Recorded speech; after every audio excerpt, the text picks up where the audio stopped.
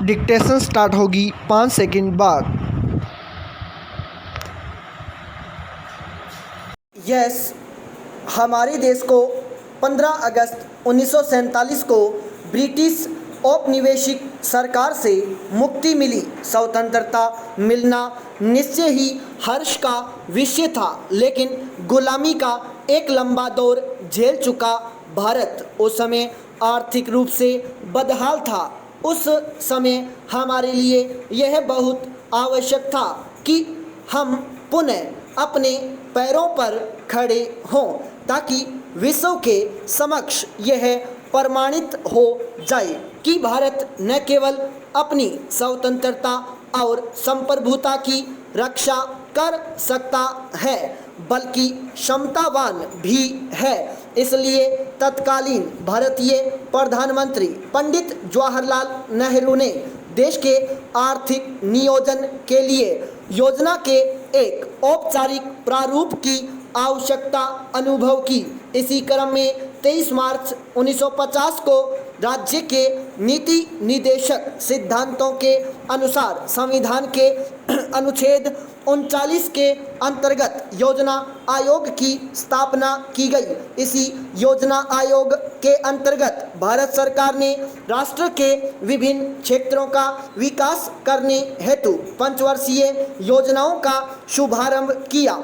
उल्लेखनीय है कि नवनिर्वाचित प्रधानमंत्री श्री नरेंद्र मोदी ने 15 अगस्त 2014 के अपने भाषण में योजना आयोग को समाप्त करने की घोषणा की है और योजना आयोग की जगह पर सरकार एक ऐसी संस्था के गठन के लिए प्रयासरत है जो केंद्र व राज्यों के मध्य समन्वय स्थापित करते हुए विकास कार्यों का खाका तैयार कर सके। पाई पैरा चेंज।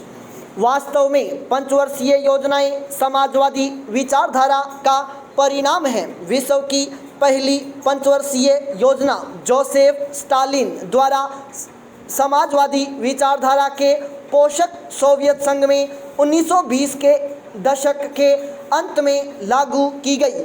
बाद में इनकी सफलता से प्रभावित होकर चीन सहित कई अन्य कम्युनिस्ट एवं पूंजीवादी देशों ने पंचवर्षीय योजनाओं को अपनाया। पंचवर्षीय योजनाओं का मुख्य उद्देश्य नियोजित रूप से एकीकृत राष्ट्रीय आर्थिक विकास को गति प्रदान करना है। समाजवाद की इसी कल्याणकारी भावना से प्रेरित होकर भारत के प्रथम प्रधानमंत्री पंडित जवाहरलाल नेहरू ने वर्ष 1951 में भारत की पहली पंचवर्षीय योजना का आरंभ किया। तब से लेकर अब तक भारत में 11 पंचवर्षीय योजनाएं कार्यान्वित की जा चुकी हैं। वर्तमान समय में यहाँ 12वीं पंचवर्षीय योजना चल रही है। प्रधानमंत्री जवाहरलाल नेहरू के नेतृत्व में पहली पंचवर्षीय योजना का आरंभ हुआ। उस समय भारत पूंजी की कमी की बुनियादी समस्या का सामना कर रहा था। इसलिए हेरोल्ड डॉमर मॉडल पर आधारित इस पहली पंचवर्षीय योजना में प्राथमिक क्षेत्र के विकास को प्राथमिकता दी गई। इस योजना में सिंचाई, ऊर्जा, कृषि, सामुदायिक विकास, परिवहन, संचार, उद्योग, भूमि पुनर्वास और अन्य सामाजिक सेवाओं सहित आर्थिक क्षेत्रों के लिए भी बजट आवंटित किया गया। भाखड़ा और हीराकुड बांध सहित कई अन्य सिंचाई परियोजनाएं इसी अवधि में आरंभ हुई। वर्ष 1956 के अंत तक देश में 5 प्रौद्योगिकी संस्थान स्थापित किए गए और उच्च शिक्षा में गुणवत्तात्मक सुधार हेतु विश्वविद्यालय अनुदान आयोग का भी गठन किया गया। इस योजना के दौरान 5 इस्पात संयंत्रों की स्वीकृति भी दी गई, जिनका अस्तित्व दूसरी पंचवर्षीय योजना के मध्य आया। इस पंचवर्षीय योजना के लिए सकल घरेलू उत्पाद लक्ष्य दर 2.1% तय की गई थी, लेकिन तब भारत ने के दर से अधिक 3.6% की विकास दर हासिल की।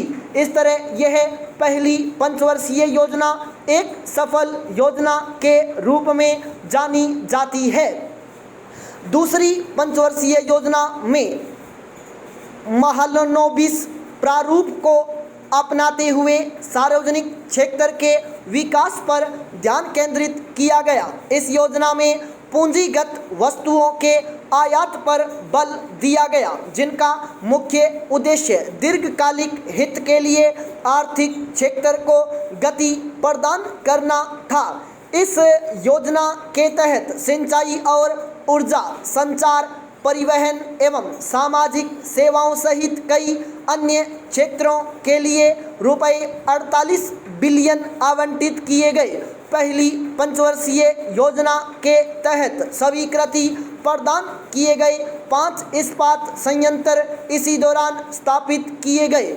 इस योजना की उपलब्धि यह रही कि इस दौरान कोयले के उत्पादन में वृद्धि हुई, पूर्व में रेल मार्ग का विस्तार हुआ और टाटा अनुसंधान संस्थान की स्थापना हुई। वर्ष 1957 में परमाणु ऊर्जा कार्यक्रमों को आरंभ करने के लिए और प्रतिभाशाली युवा विद्यार्थियों को प्रोत्साहन देने के लिए छात्रवृत्ति कार्यक्रमों का संचालन भी शुरू किया गया।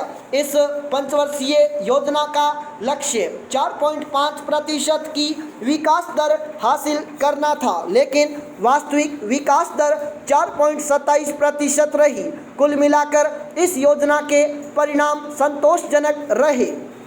तीसरी पंचवर्षीय योजना के प्रारंभ में गेहूं उत्पादन में वृद्धि के लिए कृषि सुधार पर जोर दिया गया, लेकिन वर्ष 1962 में चीन के और वर्ष 1965-66 में पाकिस्तान के साथ हुए युद्धों ने भारतीय रक्षा व्यवस्था की खामियों को उजागर कर दिया, जिससे सारा ध्यान रक्षा उद्योग की ओर स्थानांतरित हो गया। हालांकि बांधों के निर्माण संबंधी परियोजनाएं जारी रहीं और कई सीमेंट एवं उर्वरक संयंत्र भी स्थापित किए गए। परिणाम स्वरूप पंजाब में गेहूं उत्पादन में उल्लेखनीय वृद्धि दर्ज की गई। इस दौरान शिक्षा को समवर्ती सूची में शामिल किया गया और जमीनी स्तर पर लोकतंत्र के विकास हेतु पंचायत चुनाव शुरू किए गए।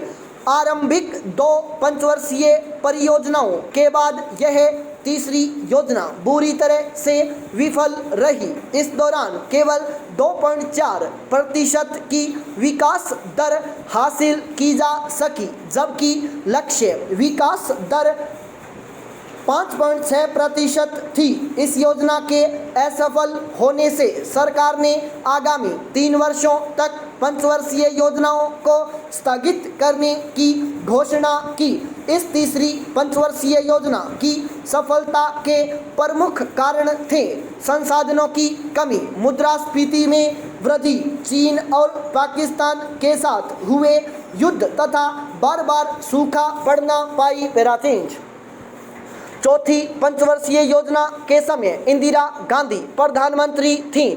इस योजनावधि में रुपए 2400 करोड़ के बजट का प्रावधान किया गया, जिससे पशुपालन, वनोत्पादन, बिजली उत्पादन, औद्योगिक उत्पादन, परिवहन एवं परिवार नियोजन से संबंधित परियोजनाओं को पूरा किया गया। इस योजना के दौरान भारत ने हरित क्रांति के विस्तार में आश्चर्यजनक प्रगति की और साथ ही प्रधानमंत्री द्वारा 14 बड़े बैंकों को राष्ट्रीयकृत किया गया।